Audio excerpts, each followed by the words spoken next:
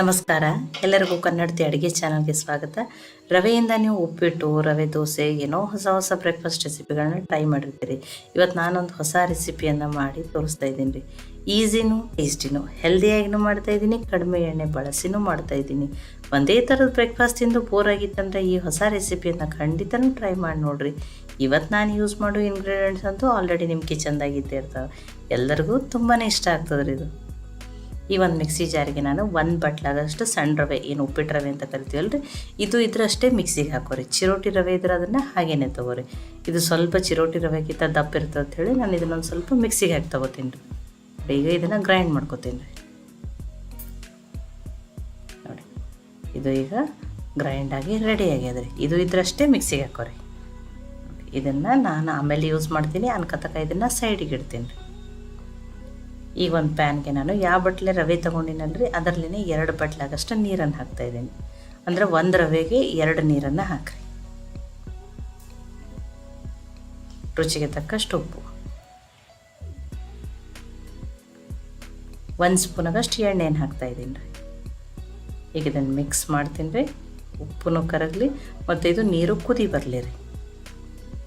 ನೋಡಿ, ನೀರು ಕುದಿ ಬಂದದ್ರಿ. ಗ್ಯಾಸನ್ನು ಲೋ ಫ್ಲೇಮ್ದಲ್ಲಿ ಇಡ್ತೀನಿ. ಅದೇನು ರವೆಯನ್ನು ಗ್ರೈಂಡ್ ಮಾಡ್ಕೊಂಡ್ರೆ ಅದನ್ನು ಹಾಕ್ತೀನಿ.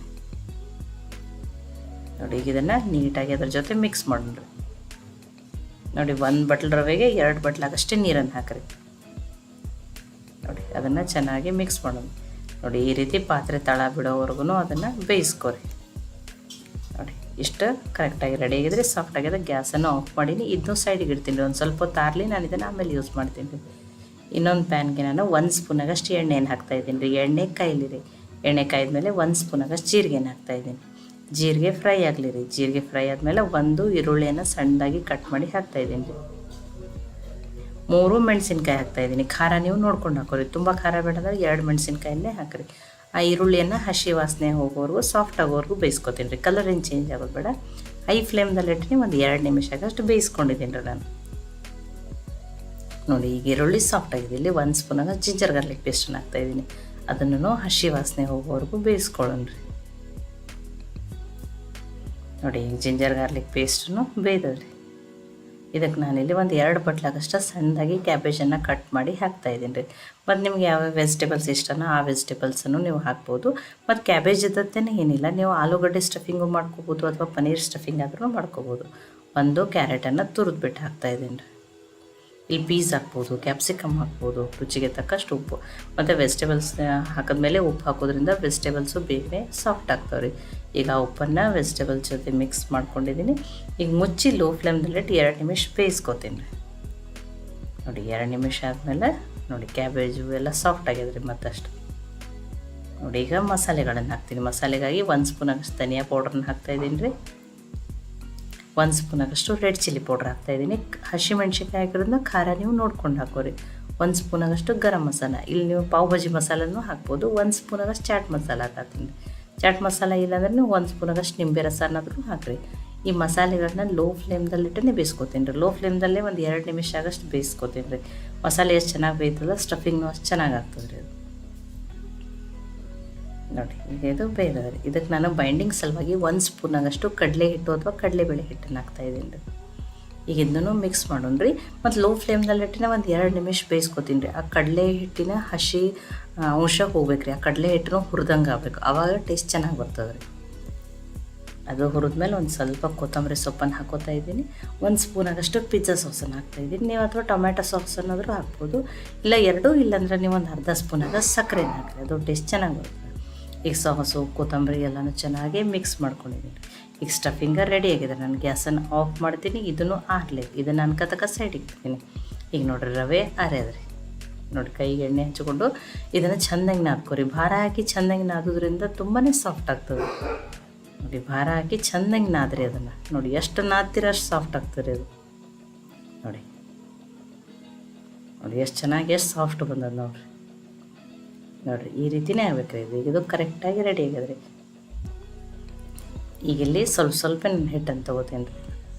ನೋಡಿ, ಕೈಗೆ ಒಂದು ಸ್ವಲ್ಪ ಎಣ್ಣೆ ಹಚ್ಕೊಂಡು ನೀವು ಇಲ್ಲಿ ಲಟ್ಟಿಸಿನೂ ಮಾಡ್ಕೋಬೋದು. ನಾನಿಲ್ಲಿ ಕೈಯಿಂದನೇ ನೋಡಿ ಈ ರೀತಿ ಮಾಡಿ ತೋರಿಸ್ತೀನಿ ರೀ. ನಿಮಗೆ ಯಾವ್ದು ಈಸಿನೋ ಆ ರೀತಿ ನೀವು ಮಾಡಿ ಸ್ಟಫಿಂಗ್ ಮಾಡ್ಕೊರಿ. ನೋಡಿ, ಕೈಯಲ್ಲಿನೇ ಈ ರೀತಿ ಮಾಡಿಕೊಂಡು ಈಗ ಇದಕ್ಕೆ ಸ್ಟಫಿಂಗನ್ನು ಹಾಕೊಂಡ್ರಿ. ಆ ಎಲೆ ಎಷ್ಟು ಹಿಡಿಸ್ತದಲ್ಲ ಅಷ್ಟೇ ನೋಡಿ ಸ್ಟಫಿಂಗನ್ನು ಹಾಕೋರಿ.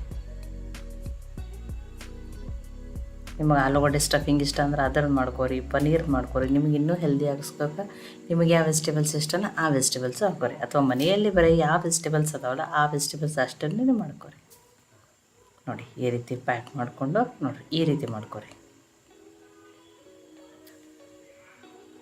ನೋಡಿರಿ ಎಷ್ಟು ಚೆನ್ನಾಗಿ ಬಂದ. ಒಂದನ್ನು ಮಾಡಿ ತೋರಿಸಿದ್ದೀನಿ, ಇನ್ನೊಂದನ್ನು ಮಾಡಿ ತೋರಿಸ್ತೀನಿ ರೀ. ನಿಮಗೆ ಕೈಯಿಂದ ಮಾಡೋದು ಅಷ್ಟು ಈಸಿ ಅನಿಸಿಲ್ಲ ಅಂದ್ರೆ ನೀವು ಇಷ್ಟನ್ನೇ ಹಿಟ್ಟು ತೊಗೊಂಡು ಲಟ್ಟಿಸಿನೂ ಮಾಡ್ಕೊರಿ. ನೋಡಿ ಈ ಮೋದಕದು ಮಾಡ್ತಿರ್ತೀವಲ್ಲ ಆ ರೀತಿ ಲಟ್ಟಿಸಿ ಅದನ್ನು ಸ್ಟಫಿಂಗನ್ನು ಹಾಕಿನೂ ನೀವು ಪ್ಯಾಕ್ ಮಾಡ್ಕೊರಿ. ನೋಡಿ ನೋಡಿ ಯಾರು ವೆಜಿಟೇಬಲ್ಸ್ ತಿನ್ನಲ್ಲೋ ಈ ರೀತಿ ಮಾಡಿಕೊಟ್ರಂತೂ ಎಲ್ಲರಿಗೂ ತುಂಬಾ ಇಷ್ಟ ಆಗ್ತದೆ. ನೋಡಿ ನಿಮಗೆ ಎಣ್ಣೆ ನಡೀತದೆ, ನಾನು ಕಡಿಮೆ ಎಣ್ಣೆಯಲ್ಲಿ ಅಂತ ಹೇಳಿ ಮಾಡಿ ತೋರಿಸ್ತೀನಿ. ನಿಮಗೆ ಎಣ್ಣೆ ನಡೀತದಂದ್ರೆ ಈ ರೀತಿ ಮಾಡ್ಕೊಂಡು ನೀವು ಡೀಪ್ ಫ್ರೈ ಮಾಡ್ಕೊಂಡು ತಿನ್ಬೋದು. ಆವಾಗ ಹೊರಗಿನ ಲೇಯರ್ ಕ್ರಿಸ್ಪಿ, ಒಳಗಡೆಯಿಂದ ತುಂಬ ಟೇಸ್ಟಿಯಾಗಿರುವಂಥ ಸ್ಟಫಿಂಗ್ ತುಂಬಾ ಚೆನ್ನಾಗತ್ತವೆ. ನೋಡಿ ಎರಡನ್ನು ನಾನು ನಿಮಗೆ ಮಾಡಿ ತೋರಿಸಿದ್ದೀನಿ. ನೋಡಿ ಎಷ್ಟು ಚೆನ್ನಾಗಿ ಬಂದಾವ ನೋಡಿರಿ. ಈಗ ಇನ್ನೊಂದು ಸ್ವಲ್ಪ ನಾನು ಒಮ್ಮೆಲೆ ರೆಡಿ ಮಾಡ್ಕೋತೀನಿ ರೀ. ನೋಡಿ ಒಮ್ಮೆಲೆ 5 ರೆಡಿ ಮಾಡಿ ಇಟ್ಕೊಂಡಿದ್ದೀನಿ ರೀ. ಈಗ ಇನ್ನೊಂದು ಸ್ವಲ್ಪ ನಿಮಗೆ ರವೆ ಚೆನ್ನಾಗಿ ಬೇಯ್ದಿರ್ತದೋ ಇಲ್ಲ ಅದಕ್ಕೆ ನಾನು ಇದನ್ನು ಸ್ಟೀಮ್ ಮಾಡಿ ತೊಗೋತೀನಿ. ನೋಡಿ ಸ್ಟೀಮ್ ಮಾಡಿ ಇದನ್ನು ಕಡಿಮೆ ಎಣ್ಣೆಯಲ್ಲಿ ಅಂತ ಹೇಳಿ ನಾನು ಸ್ಟೀಮ್ ಮಾಡಿ ತೋರಿಸಿ. ಇಲ್ಲ ನಿಮ್ಗೆ ಎಣ್ಣೆ ನಡೀತದಂದ್ರೆ ನೀವು ಡೀಪ್ ಫ್ರೈ ಮಾಡ್ಕೊಂಡು ತಿನ್ನಿರಿ, ಅದನ್ನೂ ಟೇಸ್ಟ್ ತುಂಬಾ ಚೆನ್ನಾಗಿರ್ತದೆ. ಈಗ ಇದನ್ನು ಹೈ ಫ್ಲೇಮ್ದಲ್ಲಿಟ್ಟು 5 ನಿಮಿಷ ಸ್ಟೀಮ್ ಮಾಡ್ಕೋತೀನಿ ರೀ. ಆ ಚಾಣಿಗೆ ಒಂದು ಸ್ವಲ್ಪ ನಾನು ಎಣ್ಣೆ ಹೆಚ್ಚಿನೂ ತೊಗೊಂಡಿನಿ ರೀ ಅಂಟಲ್ಲ ಅಂತೇಳಿ. ನೋಡಿ 5 ನಿಮಿಷ ಆದಮೇಲೆ ರವೆನೂ ಇನ್ನಷ್ಟು ಚೆನ್ನಾಗಿನೂ ಉಮ್ಕೊಯ್ದಿರ್ತದೆ. ನೋಡಿ ಇವ್ನು ನಮ್ಗೆ ಒಟ್ಟು ಹೆಲ್ದಿನೇ ಬೇಕು, ಕಡಿಮೆ ಎಣ್ಣೆ ಬೇಕಂದ್ರೆ ಇವ್ನು ಬಿಸಿ ಬಿಸಿ ಹೀಗೇನೂ ತಿನ್ಬೋದು, ಕೊತ್ತಂಬರಿ ಚಟ್ನಿ ಜೊತೆ ಸಾಸ್ ಜೊತೆನೂ ತಿನ್ಬೋದು ತುಂಬಾ. ಇದಕ್ಕೊಂದು ಸ್ವಲ್ಪ ಒಗ್ಗರಣೆ ಹಾಕೋತೀನಿ ರೀ. ಒಗ್ಗರಣೆ ಹಾಕೊಂಡಾಗ ಟೇಸ್ಟ್ ಇನ್ನೂ ಜಾಸ್ತಿ ಆಗ್ತದೆ ರೀ. ಈ ಒಂದು ಪ್ಯಾನ್ಗೆ ನಾನು ಸಣ್ಣ ಸ್ಪೂನಿಂದನೇ 1 ಸ್ಪೂನಾಗಷ್ಟು ಎಣ್ಣೆ ಹಾಕೀನಿ ರೀ. ಎಣ್ಣೆ ಕಾಯಿಲಿ ರೀ. ಎಣ್ಣೆ ಕಾಯ್ದ್ಮೇಲೆ 1/4 ಟೀ ಸ್ಪೂನಾಗ ಸಾಸಿವೆ, 1/4 ಟೀ ಸ್ಪೂನಾಗಷ್ಟೇ ಜೀರಿಗೆ ಹಾಕ್ತಾಯಿದ್ದೀನಿ. ಅವು ಫ್ರೈ ಆದಮೇಲೆ ಸ್ವಲ್ಪ ಕರಿಬೇವು, ಸ್ವಲ್ಪ 1/4 ಟೀ ಸ್ಪೂನಾಗಷ್ಟು ಅರಿಶಿನ, ಒಂದು ಸ್ವಲ್ಪ ಚಿಲ್ಲಿ ಫ್ಲೇಕ್ಸ್ ಆಪ್ಷನ್ ರೀ ಇದು, ಸಾರಿ ಆಪ್ಷನಲ್ ರೀ. ಚಿಲ್ಲಿ ಫ್ಲೇಕ್ಸ್ ಬೇಕಂದ್ರೆ ಹಾಕ್ಬೋದು, ಇಲ್ಲಾಂದ್ರೆ ಸ್ಕಿಪ್ ಮಾಡ್ಬೋದು. ಈಗ ಇವನ್ನ ಹಾಕ್ತಾಯಿದ್ದೀನಿ ರೀ.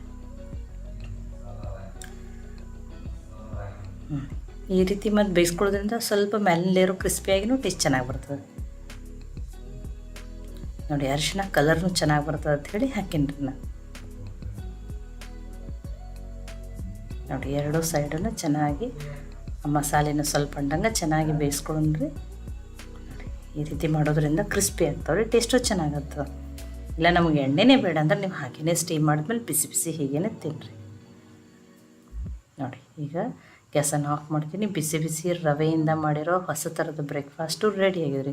ಇದನ್ನು ನೀವು ಬಿಸಿ ಬಿಸಿ ಹೀಗೆ ತಿನ್ನಿರಿ, ಸಾಸ್ ಜೊತೆ ತಿನ್ನಿರಿ, ಕೊತ್ತಂಬರಿ ಚಟ್ನಿ ಜೊತೆ, ಯಾವುದ್ರ ಜೊತೆ ಅಥವಾ ಕೊಬ್ಬರಿ ಚಟ್ನಿ ಜೊತೆ ತಿಂದರೂ ಟೇಸ್ಟಿಯಾಗಿರ್ತದೆ ರೀ. ಇದಕ್ಕೆ ಏನು ಹೆಸರು ಇಡೋದು ಅಂತ ಹೇಳಿ ನೀವೇ ಕಮೆಂಟ್ ಮಾಡಿ ಹೇಳಿರಿ. ಈ ರೆಸಿಪಿ ನಿಮ್ಗೆ ಇಷ್ಟ ಆಗಿತ್ತಂದ್ರೆ ಲೈಕ್ ಮಾಡಿ, ಶೇರ್ ಮಾಡಿ, ಕಮೆಂಟ್ ಮಾಡಿ. ಖಂಡಿತ ಟ್ರೈ ಮಾಡಿ ನೋಡಿರಿ. ಮತ್ತೆ ಒಳ್ಳೆ ರೆಸಿಪಿ ಜೊತೆ ಸಿಗೋಣ. ಎಲ್ಲರಿಗೂ ಧನ್ಯವಾದಗಳು. ನನಗೆ ಸಪೋರ್ಟ್ ಮಾಡೋಕ್ಕೆ ಕನ್ನಡತಿ ಅಡುಗೆ ಚಾನಲನ್ನು ಸಬ್ಸ್ಕ್ರೈಬ್ ಮಾಡಿ, ಬೆಲ್ ಐಕಾನ್ ಪ್ರೆಸ್ ಮಾಡೋದನ್ನು ಮರಿಬೇಡ್ರಿ.